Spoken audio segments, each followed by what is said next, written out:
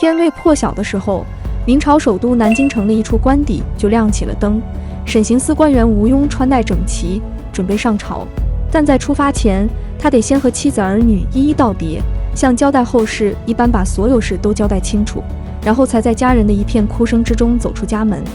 这场面不像是去上朝，反倒是将赴刑场的样子。这是洪58年，整个大明官场都在郭桓案的笼罩下胆战心惊。当时官员们见面的第一句话就是问：你们今天死了几个？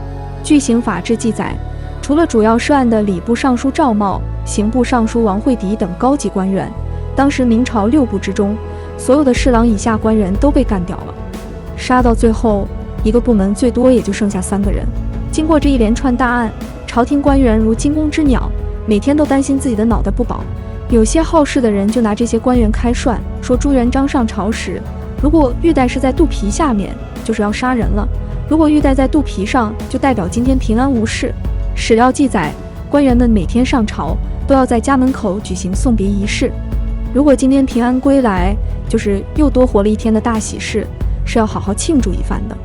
我们前面提到的审刑司官员吴庸，就是负责郭桓这起大案的主审官员。在如此恐怖的统治氛围中，哪怕他才是主审员，已经定夺了无数官员的生死，他也很难不生出兔死狐悲之感。更何况他也不知道朱元璋的屠刀什么时候落在他头上。从朱元璋第一天把这个案子交给他的时候，吴庸就有了不祥的预感。那是洪58年3月，御史于敏、丁廷举告发郭桓，说他利用职权勾结其他官员一起贪污。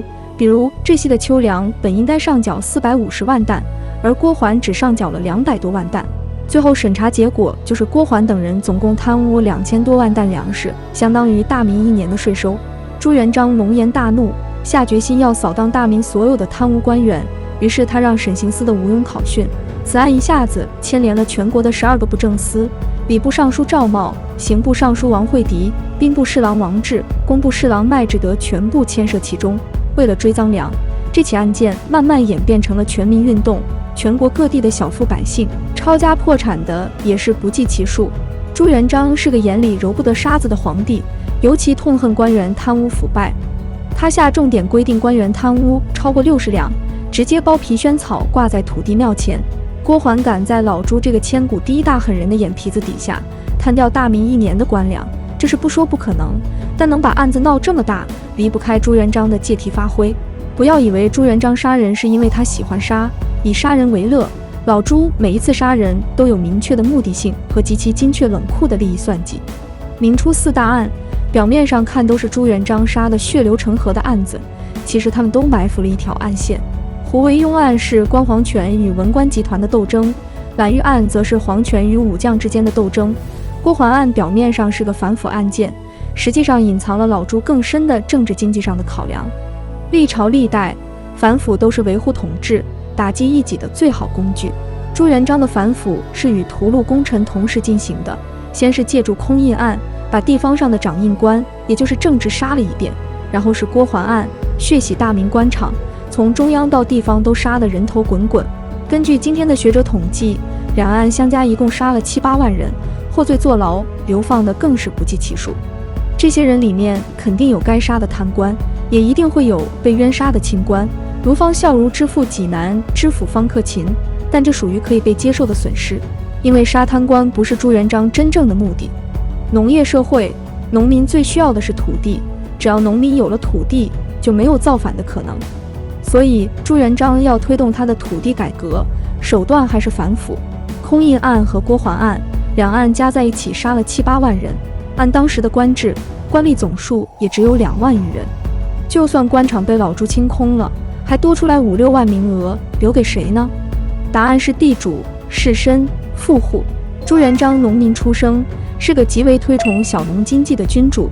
立国后，他发出重要指示，根据人口分配土地，保证贫农有地种，富户不许兼并。可是土地仍然集中在地主、豪族手里，难道能指望一纸诏书就让他们心甘情愿把祖传的家业交给农民吗？如果说明朝空印案诛杀的对象仅限于官吏，郭桓案就不同了。案情从京官牵连到地方官吏，又从官吏牵连到地方上的地主富户。为了追赃，民间富人为此破产的不计其数。根据记载，这东这西三无一代富庶的家庭，不是多以最轻其宗，便是豪民巨族克削殆尽。所以朱元璋的土地改革是通过清理地方上的地主、士绅、富户，把他们几百年来通过各种合法、非法手段占有的土地还给农民，而农民有了土地，就不会想着造反了。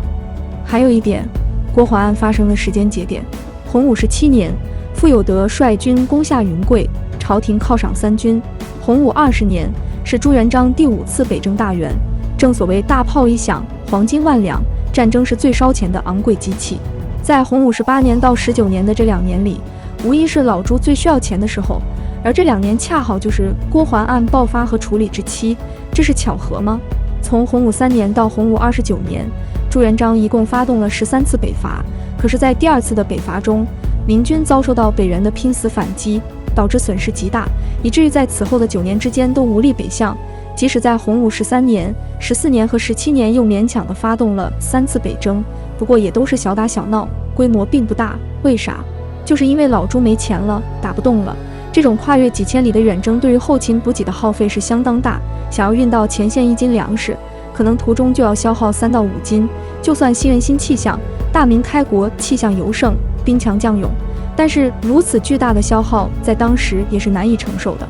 可就在郭淮案爆发的2年后，冯胜、傅有德、蓝玉率军北伐，一举击败北元太尉纳哈出，将辽东纳入大明版图。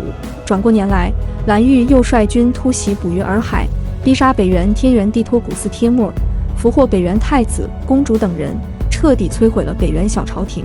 这2次北伐，无论从出兵的规模还是取得的战果上，在洪武年间都是空前绝后的。这老朱咋就突然能支持如此大规模的军事行动了呢？这多少跟郭淮案有扯不开的关系。谈及大明洪武永乐2朝，最离不开的就是2位皇帝如出一辙的嗜杀秉性，以及文治武功、开边拓土的不朽功绩。朱元璋和朱棣2人的嗜杀，和5代十国一些神经病君主不一样，他们不以杀人为乐，而带有很强的目的性。在他们冷酷的利益算计中，只要有利于维护统治，人命只是一点微不足道的代价。盛世和屠杀在明初交织，构成一体两面的关系。当我们看见盛世的时候，不要忘了盛世背后的血腥；看见明初恐怖的血腥统治的时候，也不要忘了被血腥孕育出的盛世。